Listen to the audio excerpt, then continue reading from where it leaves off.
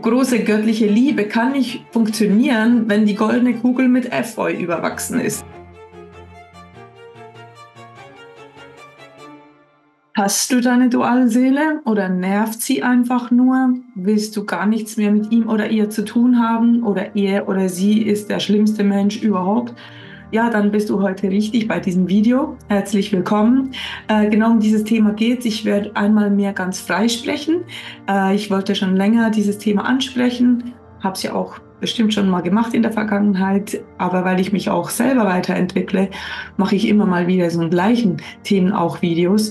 Und dieses hier ist so ein größerer Rahmen, den ich eigentlich ansprechen möchte, also ein größerer Rahmen von männlich-weiblich und die beiden Energien zusammen, nicht nur Energien, sondern wirklich auch die beiden Geschlechter zusammen.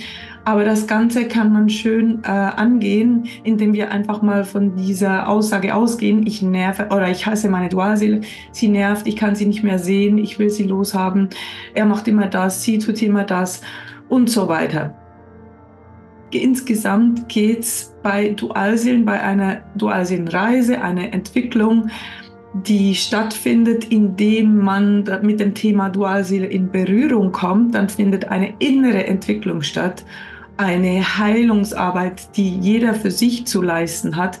Das ist, wie ich Dualseelen sehe, so definiere ich es. Es geht nicht um die andere Person. Die andere Person ist Teil des ganzen Szenarios, aber insgesamt geht es oder hauptsächlich oder ausschließlich geht es um dich und deine Beziehung mit dir selber und auch deine Beziehung mit der Welt. Und deine Beziehung mit der Welt schließt mit ein deine Beziehung mit dem anderen Geschlecht.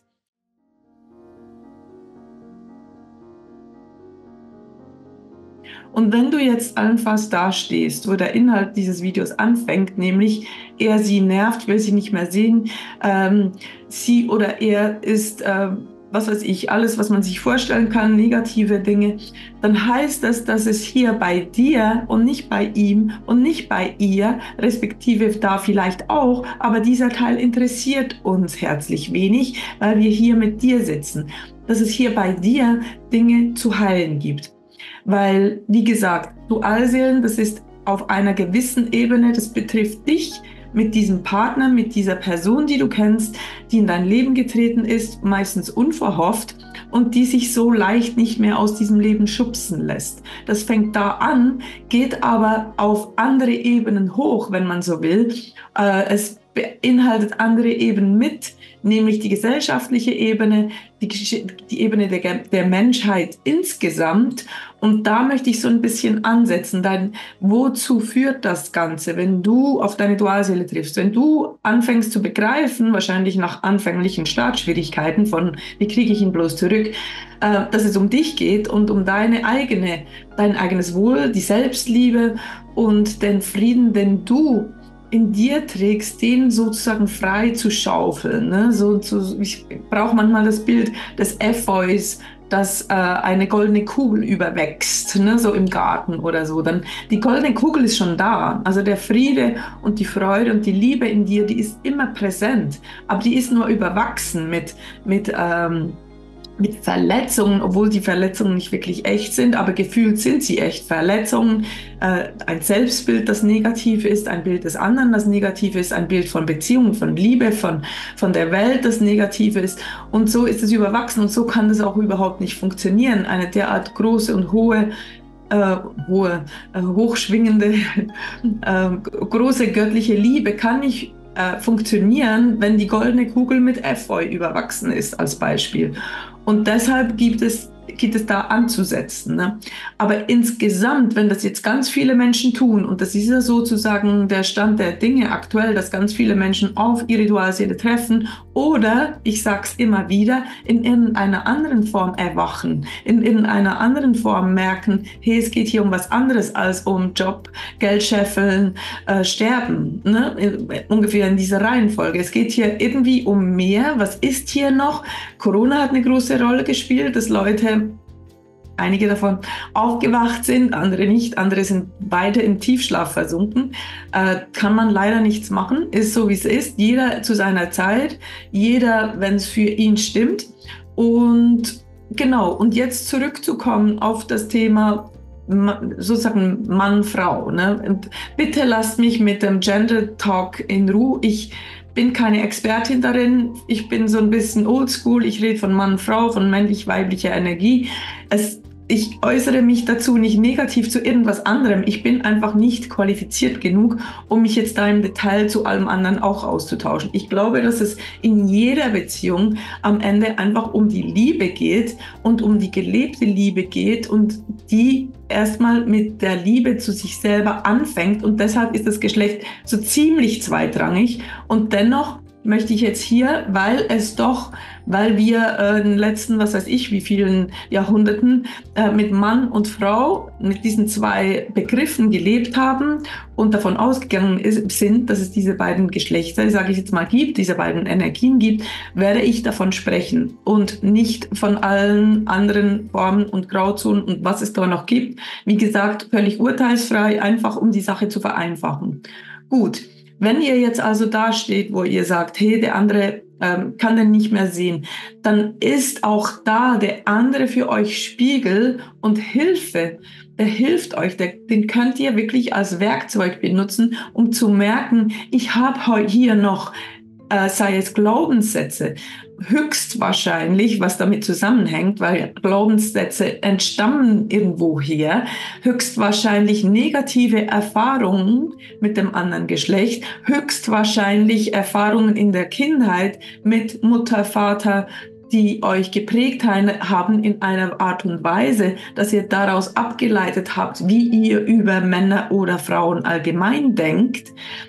Denkt, klingt sehr bewusst. Wir wissen aber, dass 96% unbewusst ist, also des Bewusstseins sind 96% unbewusst. Das heißt, höchstwahrscheinlich ist ganz, ganz vieles davon unbewusst. Das heißt, wenn ihr euch selber fragen würdet, hey, wie stehe ich zu Männern, würdet ihr sagen, ich finde die toll. Oder was hältst du von Frauen? Ja, die sind wunderbar. Aber darunter liegend, übrigens ist das Idealfall, ne? Wenn ihr antwortet, ja, die sind wunderbar und ich habe kein Problem damit. Oftmals kommt da schon auf der bewussten Ebene, kommt irgendwie, ja gut, Frauen ist nicht zu trauen. Ne? Oder all diese, ich sage jetzt mal Vorurteile, Verallgemeinerungen, Abkanzelungen, in welcher Form auch immer, ne? Ah ja gut, Frauen, die sind ja sowieso, ne, können sich nie entscheiden oder können nicht einparken oder, ne, das sind so die oberflächlichen Dinge, aber damit fängt's an. Und dann, ah ja, Männer, ja super, Männer Machos oder Männer, keine Ahnung, ne, gehen immer fremd. Männer gehen sowieso fremd. Männer sind gesteuert. Ihr wisst schon, das sind riesige Überzeugungen, die ihr in euch trägt. Mit riesig meine ich, dass die verhindern, dass ihr mit dem anderen Geschlecht in eine friedliche, harmonische Beziehung treten könnt.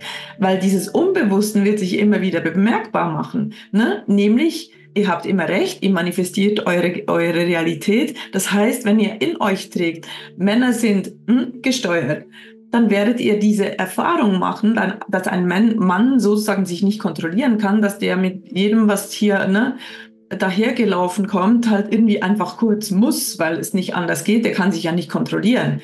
Ne, das sind jetzt alles überspitzte Dinge, aber die sind gar nicht so überspitzt, weil sie in den Köpfen der Leute zu Hause sind und stattfinden, täglich. Also geht es da darum, aufzuräumen. Und weil ihr nicht rausgehen könnt und auch nicht rausgehen sollt und eben mal kurz die Gesellschaft aufräumen sollt, ist eure Arbeit bei euch anzusetzen. Es reicht, es ist mehr als genug. Es ist ein riesiger Beitrag, wenn ihr euch selber widmet und mit diesen Dingen erstmal ihnen auf die Spur kommt. Ne? Wo ist hier ein Glaubenssatz in mir, der nicht so stimmt oder der mir ein glückliches Leben verhindert? Und kurzer Einschub. Wie kommt ihr diesen Glaubenssätzen auf die Spur? Ihr braucht nur eure Realität anzuschauen, weil die wurde ja kreiert von euren unbewussten Glaubenssätzen und Überzeugungen und Mantren und Mottos und wie man das alles nennen will, Mustern. Von da aus wurde die Realität geschaffen. Also wenn ihr in der Realität, die ja nicht so real ist, aber es ist eure gelebte Wahrnehmung eines realen Lebens, einer echten realen Wirklichkeit, die so wirklich und real gar nicht ist, egal wenn ihr da gewisse Dinge erlebt, die negativ sind, die euch nicht glücklich machen, nicht zufrieden machen, die euch leiden lassen, dann, die Welt ist ein Spiegel, gilt es bei euch anzusetzen und hinzuschauen, okay, wo glaube ich noch, Männer sind Schweine? Ich sage es jetzt einfach mal so. Wo ist da dieser Glaubenssatz noch in mir? Weil ich erfahre gerade im Außen einen Mann, der ein Schwein ist. Bitte schneidet dieses Video nie irgendwie aus dem Kontext, respektive Stellen aus dem Kontext, und wenn auch, was soll's. Ich stehe zu dem, was ich sage, und man soll halt den Kontext belassen.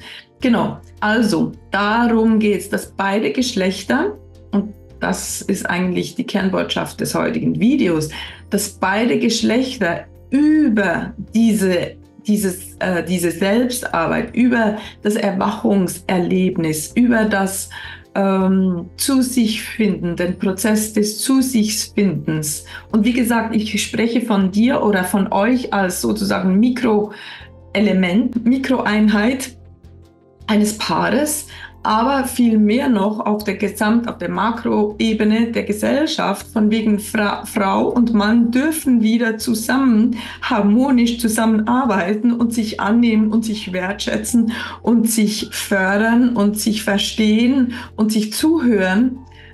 Besser wahrscheinlich in dieser Reihenfolge erstmal zuhören, verstehen, nachempfinden, mitfühlen, unterstützen, Mut machen, motivieren, all diese tollen Dinge. Und wenn Mann und Frau, die männliche und weibliche Energie so geheilt, weil jeder bei sich die Blockaden, die Negativitäten über das andere Geschlecht bei sich geheilt hat, dann wird dieses Miteinander wieder möglich und wieder das, wofür wir eigentlich geschaffen sind als Mann und Frau.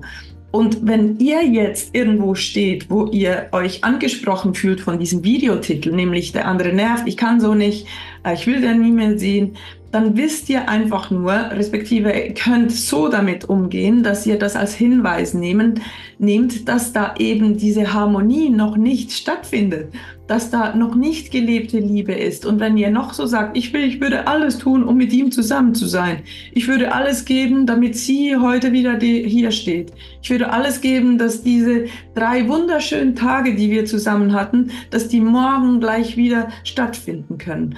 Auch wenn ihr das sagt, dann ist trotzdem, wenn ihr im Hang herum, in einem Satz später, ihn oder sie zum Teufel wünscht oder sagt, ja, der ist noch nicht so weit, ja, der muss noch so viel heilen, ja, ist ja klar, der muss erstmal das Ganze, was man so machen könnte, nämlich beim anderen die Probleme sehen. Solange ihr das noch macht, habt ihr selber nicht Frieden mit dem anderen Geschlecht gemacht, weil sonst würdet ihr da Mitgefühl fühlen statt Verurteilung und Liebe fühlen statt Hass oder Abscheu oder was auch immer.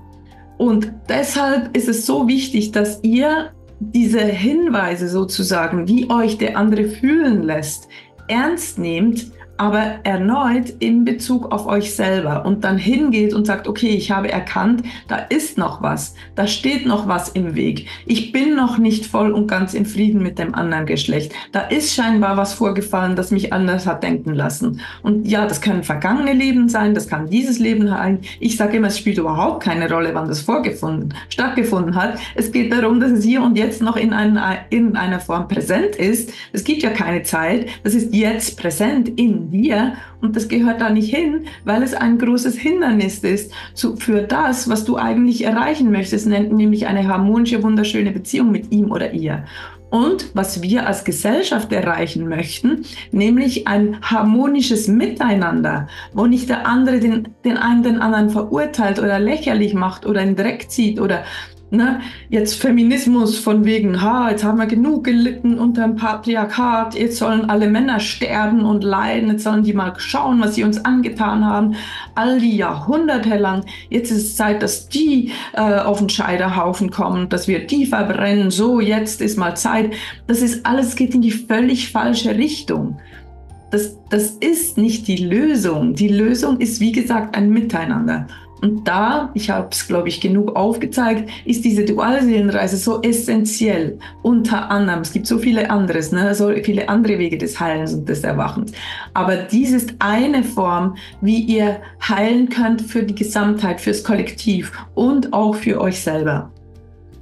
Wunderbar. Lasst uns an die Arbeit gehen. Nehmt mit mir Kontakt auf, wenn ihr möchtet, weil ich mache das sehr gerne, diese Arbeit, andere auch begleiten dabei. Und sonst genießt einfach das Video. Thumbs up, wenn ihr Lust darauf habt. Und ich sehe euch bald. Danke für die Aufmerksamkeit. Hab euch lieb. Tschüss.